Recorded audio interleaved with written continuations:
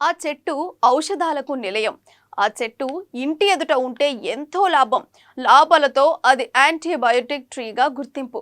అందుకేనేమో ఆ చెట్టును ఓ గ్రామంలో ప్రతి ఇంట్లో పెంచుకుంటారు. ఆ చెట్టు లేని ఇల్లు ఆ ఊళ్ళో కనిపించదంటే అర్థం చేసుకోవచ్చు దానికున్న విశిష్టత. ఇంతకీ ఏంటా చెట్టు, ఎక్కడా గ్రామం, ఏంటా విశేషాలు?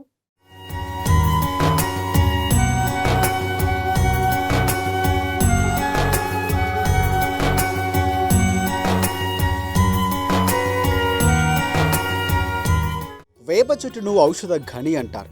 ప్రాచీన వైద్యంలో వేపకు ప్రథమ స్థానం ఇచ్చేవారు. యాంటీవైరల్, యాంటీ ఫంగస్, యాంటీ ఇంప్లిమెంటరీకి వేప దూరం చేస్తుంది. పూర్వం ప్రతి ఇంటి దగ్గర ఒక వేప చెట్టు తప్పనిసరిగా పెంచేవారట. అదే నిజామాబాద్ జిల్లా అంకాపూర్ గ్రామంలో ప్రతి ఇంటికో వేప చెట్టు ఉంటుంది. నిజానికి అంకాపూర్ గ్రామంలోని ప్రజలు వ్యవసాయంలో మేటి, అందుకే అంకాపూర్ గ్రామాన్ని సీల్డ్ బౌల్గా పిలుస్తారు. వ్యవసాయంలో కొత్త వంగడాలు సృష్టించడంలో ఇక్కడి రైతులు ముందుంటారు.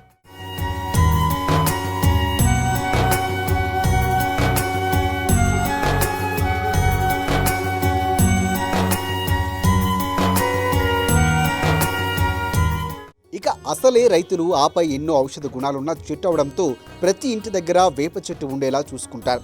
ఇంటికో వేప చెట్టే కాదు, ఆ గ్రామంలో రోడ్లకు ఇరువైపులా వేప వృక్షాలు దర్శనమిస్తాయి. పెద్ద పెద్ద వృక్షాలు, చెట్టుకు నిండా వేపకాయలతో మంచి సువాసనను విరజల్లుతూ ఉంటాయి.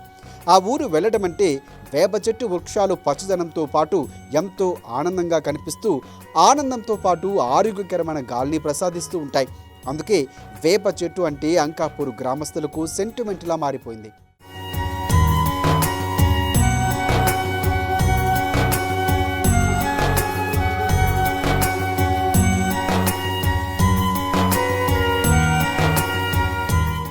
వేప చెట్టును లక్ష్మీదేవి అంశగా భావిస్తారు. వేప ఆకులతో రోగ నిరోధక శక్తి పెరుగుతుంది. వేప వృక్షంలో ఎన్నో ఔషధ గుణాలు ఉంటాయి. అందుకే వేప చెట్టు 200 ఏళ్ళు బతుకుతుందంట. ఇంటి ఎదుట వేప ఉంటే వాతావరణ కాలుష్యం అస్సలు ఉండదు. వేప చెట్టులో ప్రతి భాగంలో ఔషధ గుణం ఉంటుంది. గతంలో కలరా, అతిసార వ్యాధులు వచ్చినప్పుడు వేపరసం తాగేవారని అప్పట్లో కథలుగా చెప్పుకునేవారు. దగ్గు, జలుబుకు వేప మంచి మందు. వేప ఆకులు నీటిలో వేసుకొని స్నానం చేస్తే చర్మ వ్యాధులు రావు. అందుకే ఇప్పటికీ కొన్ని గ్రామాల్లో వేప ఆకులతో స్నానం చేస్తూ వస్తున్నారు.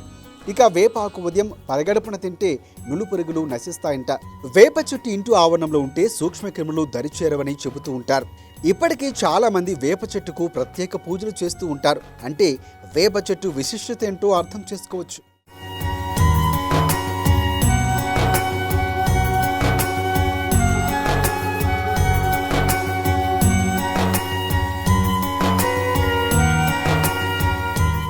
వేప చెట్టుతో ఎన్నో లాభాలు ఉన్నాయంటే అంకాపూర్ గ్రామస్తులు ఇలా ఇంటికో చెట్టును తప్పనిసరిగా పెంచుకుంటారు.